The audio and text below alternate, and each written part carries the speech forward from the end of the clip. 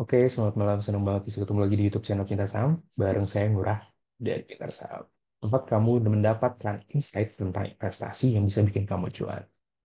Yang saya bakal bahas hari ini adalah tentang sektor energi di tahun 2023. Kita tahu bahwa sektor energi itu merupakan sektor dengan kinerja harga saham yang paling oke sepanjang 2022 ini dengan kenaikan mencapai sekitar 90-an persen. Dan ada salah satu sahamnya, yaitu Sambian, itu bisa menyentuh 600% hanya di tahun 2022 saja. Bagaimana prospeknya di tahun 2023? Apakah ada peluang untuk sektor energi atau sebaiknya kita switch ke sektor lain atau bagaimana? Nah, kali ini saya bakal sharing langsung. Kita bakal bahas sektor energi. Nah, ini dia untuk kelihatan belum ya? Nah, ini dia. Oke. Jadi di sini kalau kamu bisa lihat return dari saham-saham yang ada di sektor energi. Mulai dari Bian, ini 600%, bayangin year to date-nya. Kemudian ada Raja, yang kita tahu gimana, kenapa Raja bisa naik. RMKE, Petwa, SMMT, BP, Energi, Bumi, dan Medco. Nah, ini kelihatan ya. eh, ya, tapi saya nggak bakal bahas yang ini ya, yang return-nya naik banget secara year to date di tahun 2022 ini ya. Yang saya bakal bahas sebenarnya eh ini. Jadi pertama kita harus clear dulu bahwa di sektor energi itu ada dua besar atau dua garis besar, yaitu kategori oil, gas, and coal. Nah, ini yang paling populer ini selain keuangan, kemudian alternatif energi. Jadi kalau alternatif energi kan baru ada tiga emiten tuh. Jadi saya nggak bakal bahas itu. Kita bakal bahas saham batu baranya saja. Jadi untuk oil and gas-nya mungkin di kesempatan berikutnya ya. Jadi untuk saham batu bara berdasarkan market cap, kalau kamu bisa lihat di sini memang eh, Bian itu luar biasa. Itu sudah ranking duanya itu Adaro ya, untuk batu bara itu udah 6 kali lipatnya dibanding Adaro si Bian ini.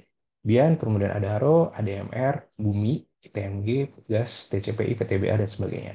Dan untuk kategori batu bara memang kalau kita lihat di sini sih ya dominan ya. Maksudnya yang tadi saya tutupin ini kan ada oil and gas nih. Jadi kita nggak bakal bahas itu saat ini.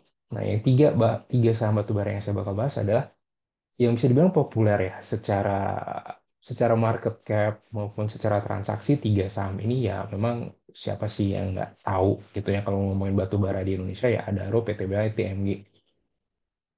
Dan yang pertama saya bakal bahas itu forecast harga batu bara. Sebenarnya ini sempat saya bahas dulu di video-video sebelumnya. Jadi kalau kita mau update ya, pertama saya lihat di industry.govern Australia ya. Jadi di sini dia membuat forecast seperti ini. Kamu bisa lihat di sini posisi Australia thermal coal export dan sebagainya. Di sini forecastnya adalah turun yang seperti emang udah diperkirakan banyak orang ya, dengan potensinya akan menyentuh 200 di 2024.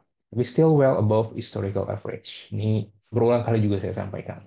Kemudian untuk yang lainnya, nah ini saya coba ambil data yang atau artikel ataupun data yang terbaru ya. Jadi bukan yang bulan Juli dan sebagainya, tapi ini yang terbaru. Nah, ini versi dari eh, KPMG, dia bilang hard coking coal price forecast-nya itu ya memang turun ya dengan range 250 sampai 300, eh, dan bakal bottom-nya itu di 2026.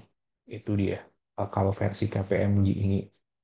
Tapi dia membuat banyak ini ya, banyak apa jenis-jenisnya. Nah, tapi kan yang kita sering lihat adalah Newcastle Benchmark Thermal Cost Price Forecast, di mana untuk 2023 itu average-nya di angka 260 sampai 290. Itu forecast versi si set.kpmg ini. KPMG ini jadi kamu bisa lihat datanya sih, All Price and FX Market Forecast ini versi September Oktober, dan kita tahu sekarang udah Desember. Nah, Desember saya coba cari data yang terbaru dari si trading economic ya. Nah, kita tahu kan batu bara emang sempat anjlok tapi sudah naik lagi.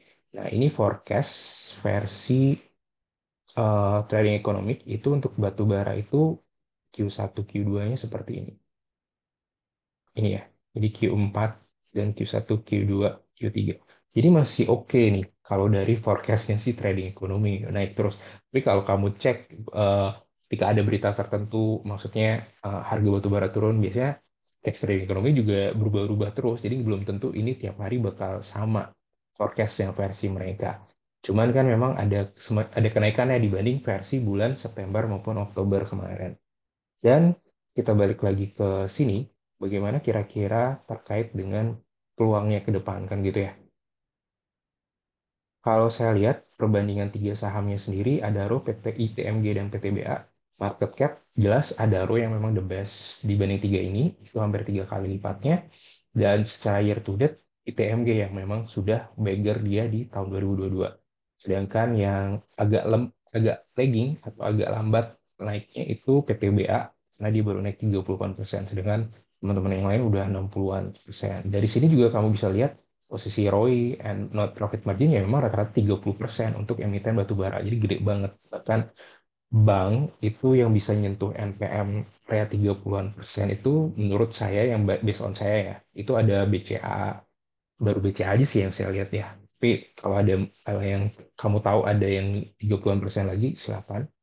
Ada terus current PE-nya juga bisa dilihat di sini range-nya kalau nggak dua ya tiga gitu ya. Dan PBV-nya pun masih bisa dibilang kalau secara historical PE-nya itu masih di bawah banget, tapi secara PBV memang sudah kayak inline gitu ya.